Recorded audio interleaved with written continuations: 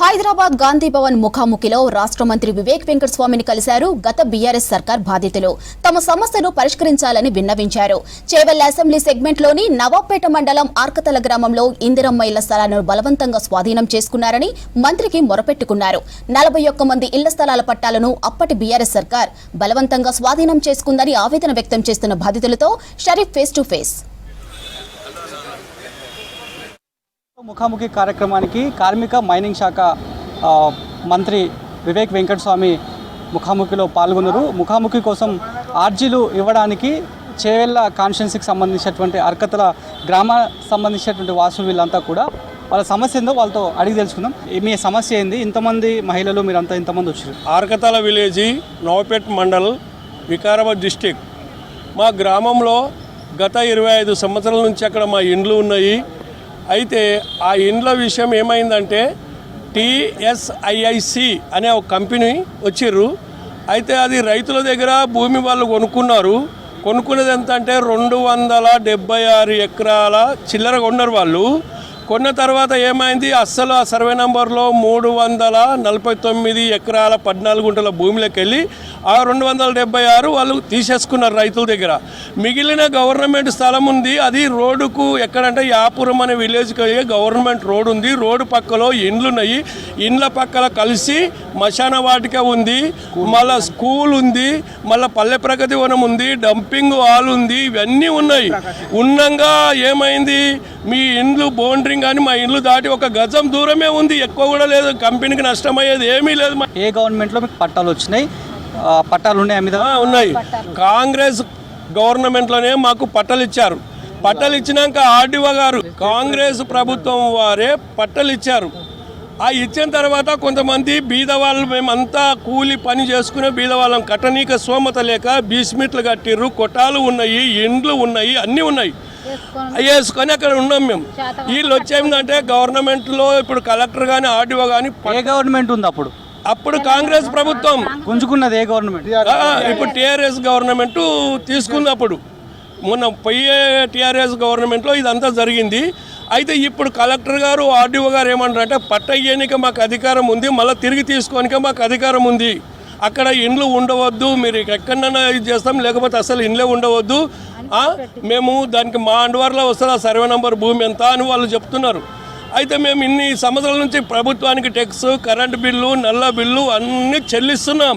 చెల్లించంగా కూడా వాళ్ళు ఇట్లా అంటున్నారు. మరి దానికి మాకు న్యాయం కావాలని మేము గాంధీ భవన్ మినిస్టర్ గారి దగ్గరకు వచ్చి. ఎన్ని ఇండ్లు ఉంటాయమ్మా? ఏం చేస్తుంటారు మీ ఇళ్ళలో, మీ ఊర్లో?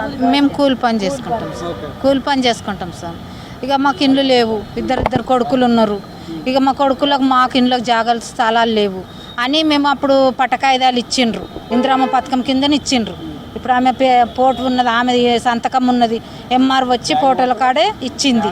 ఇచ్చినాక సరే అని మేము ఏమనుకున్నామంటే మాకు వెళ్ళక, మేము పేదవాళ్ళమని మేము వెళ్ళక మేము ఏం చేసినామంటే ఆ కాయిదాలు ఉన్నాయి కదా, మనకు జాగాలు ఉన్నాయి కదా అని ఇంత బేస్మెంట్ కట్టుకొని ఇంత రాయి పోసుకొని కట్టుకుంటూ వస్తుంది. మన పిల్లలు చిన్నగా ఉన్నారు, మా పిల్లలు పెద్దగా అయినాక కట్టుకుంటారని బేస్మెంట్ కట్టి ఇడిచిపెట్టుకున్నాం.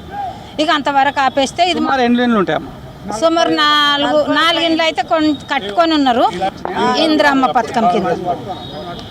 ఇట్లా ఇచ్చిండ్రు. ఇట్లా ఇచ్చినాక ఎంఆర్ వచ్చి ఇచ్చింది, మాకు ఇచ్చి 100 గజాలు ఇస్తామని చెప్పింది. పాత గవర్నమెంట్ కేసీఆర్ గవర్నమెంట్ ఉన్నప్పుడు ఈ పట్టాల అధికారులకు మీరు చూపించలేదా? చూపించినాం సార్. వాళ్ళు ఏమన్నారు? చూపిస్తే మాకు ఇలాంటి సంబంధమే లేదు, మా పార్టీ కాదు, మా లెక్క కాదు, మాకు అవసరం లేదు.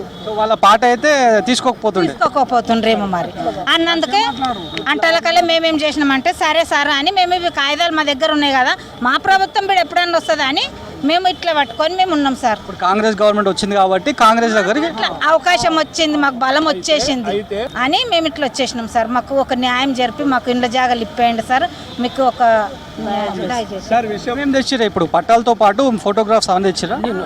అయితే 2007లో కాంగ్రెస్ పార్టీ 40 కుటుంబాలకు పట్టాలు ఇచ్చింది.